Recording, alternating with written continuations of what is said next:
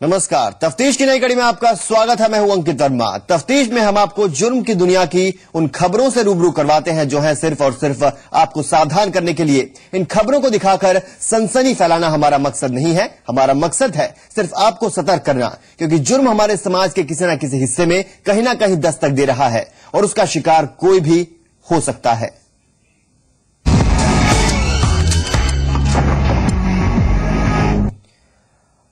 और तफ्तीश की शुरुआत इस वक्त की बड़ी खबर से जो मेरठ से आई है। यहां के सारीगेट थाना क्षेत्र के सुहेल गार्डन में 6 लोगों की गला रेत कर हत्या कर दी गई है। मृतकों में 3 बच्चे, 2 महिलाएं और 1 पुरुष शामिल है। सभी 6 लोगों के शव मिल गए हैं।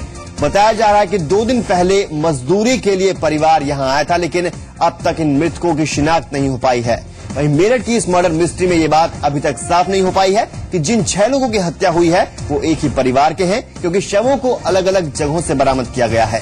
सुहेल गार्डन में 3 बच्चे और 1 महिला का शव मिला, जबकि 1 महिला और 1 पुरुष का शव जुन्नापुर फाटक के पास मिला। पुलिस अब जुर्म की कड़ियों को जोड़कर आगे की तफ्तीश में जुटी है।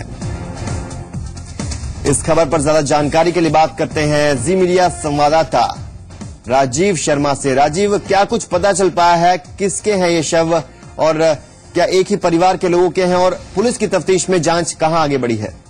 जी देखिए, आपको बताना चाहूंगा 6 शव मिले से क्षेत्र में सनसनी और 6 की 6 हत्याएं उस समय हुई जब 26 जनवरी को लेकर अलर्ट जारी किया गया। तो बड़ा सवाल पुलिसिंग पर लग रहा है। और आपको बताना चाहूंगा कि ये जो हत्याएं हुई हैं इसमें 2 बच्चे, 2 महिलाएं और क्षमा चाहूंगा आपसे, जो हत्याएं हुई हैं उसमें 2 बच्चे, 3 बच्चे शामिल हैं, जबकि 2 महिलाएं और 1 पुरुष है। आपको बताना चाहूंगा 4 जो शव मिले हैं वो मेरठ के सुहेल गार्डन में मिले हैं, जबकि 2 शव जो मिले हैं वो वहां से कुछ दूरी पर जुर्रानपुर फाटक के पास मिले हैं।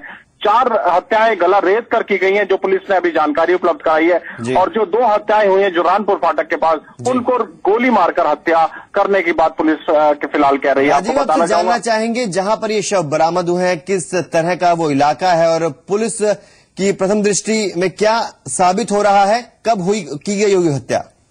जी देखिए, अगर हम बात करें इलाके की तो नई बस्ती का ये इलाका है। फिलहाल यहाँ पर नई आबादी बस रही है और जहाँ पर ये 4 शव मिले हैं वो भी एक प्लॉट था और निर्माणाधीन उसमें बाउंड्री वॉल की जा रही थी।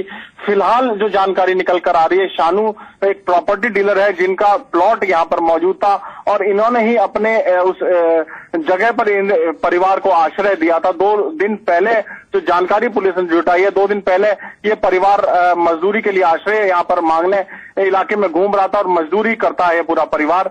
फिलहाल आखिर किसने हत्या की है, क्यों हत्या की गई और हत्या की वजह क्या है, ये पुलिस के सामने बड़ा सवाल है। और आपको ये भी बताना चाहूंगा अभी तक शवों की शिनाख्त नहीं हो पाई है। जी शुक्रिया राजीव जानकारी देने के लिए।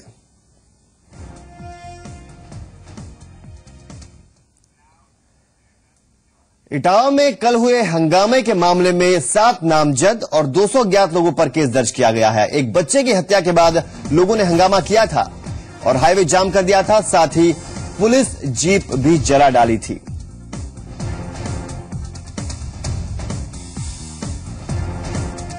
इस खबर पर ज्यादा जानकारी के लिए बात करते हैं जी मीडिया संवाददाता हरिओम त्रिवेदी से। हरिओम, क्या कुछ पता चल पाया है? कौन कौन आरोपी हैं?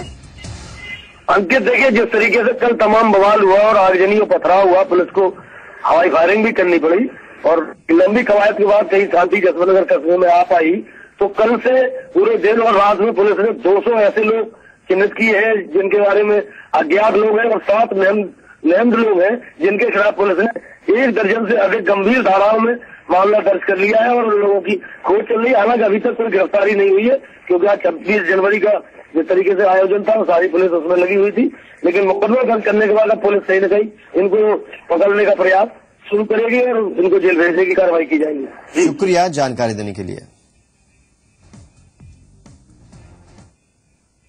इटावा में रविवार को हुए संग्राम के बाद पुलिस हरकत में आई है। इस मामले में जहां पुलिस ने 7 नामजद और 200 अज्ञात लोगों पर केस दर्ज किया है, वहीं 4 साल के मासूम के गुनहगार भी पुलिस की गिरफ्त में है। मासूम का अपहरण तो फिरौती की रकम के लिए हुआ था, लेकिन राज खुलने का डर मासूम की जान पर भारी पड़ गया और उसके बाद धधक उठा इटावा। रिश्तों की दर्दनाक दास्तां, अपने ही खून का कत्ल, धधक उठा इटावा। धोखा, फरेब और लालच की एक खौफनाक लेकिन सच्ची कहानी सामने आई है इटावा से, जहां चंद रुपयों के लालच में एक मासूम हैवानियत का शिकार हो गया। मासूम का अपहरण, 7 लाख रुपए फिरौती की मांग। जसवंत नगर थाना क्षेत्र से 2 दिन पहले फिरौती के लिए एक 4 साल के बच्चे का अपहरण का मामला सामने आया था। परिजनों के मुताबिक 7 लाख रुपए फिरौती की मांग की गई थी, लेकिन फिरौती की यह रकम अपहरणकर्ताओं तक पहुंचती उससे पहले ही मासूम का कत्ल कर दिया गया।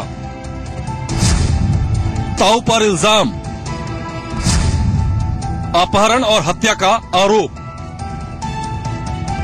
पुलिस ने जैसे ही सूचना मिलने पर अपनी कार्रवाई शुरू की, शक की सुई सीधे 4 साल के मासूम बच्चे के ताऊ पर गई। पुलिस ने ताऊ और एक अन्य आरोपी को हिरासत में लेकर पूछताछ शुरू की, तो दूसरे आरोपी ने दबी जुबान में ही सही लेकिन सच से पर्दा उठा दिया। रिकवरी कर लिया उसी डेड बॉडी बच्चे की, उसी गांव से गोबर में सने हुए दबी बरामद कर लिया और 2 अभियुक्तों को गिरफ्तार कर लिया। वाकया यह था कि इन्होंने इसको जो मृतक है इसका चाचा ने इसको किडनैप किया और इसको ले जाकर के घेर में रख लिया और इस तथ्य को स्वीकार भी किया है। देवेश ने भी और विष्णु ने भी, उन्होंने इस तरह घटना को अंजाम दिया है। इस अपहरण और हत्या का संगीन आरोप अब सीधे तौर पर ताऊ पर लगा है, जो पुलिस की गिरफ्त में है। पुलिस ने सख्ती बरती तो ताऊ को भी मासूम के कत्ल का गुनाह कबूल करने में देर नहीं लगी।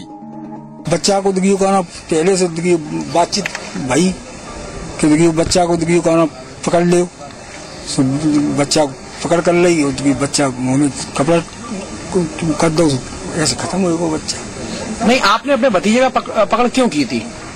कैसे खातिर?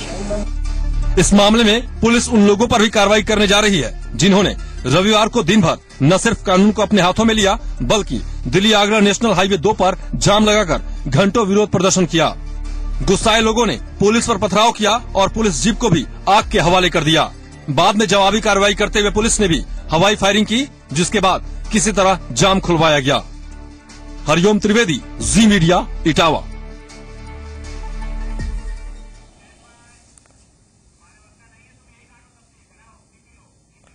लखीमपुर के सदर कोतवाली क्षेत्र में एक नीली बत्ती लगी कार ने 3 लोगों को कुचल दिया है। 3 घायलों को जिला अस्पताल में भर्ती कराया गया है, जहां उनकी हालत खतरे से बाहर बताई जा रही है। घटना के बाद से ही ड्राइवर और कार में मौजूद एक और शख्स वहां से फरार हो गए। गाड़ी में दिल्ली का नंबर है। हालांकि पुलिस का कहना है कि जांच के बाद ही पता चल सकेगा कि गाड़ी किसकी है और उसके बाद ही कोई कार्रवाई की जाएगी।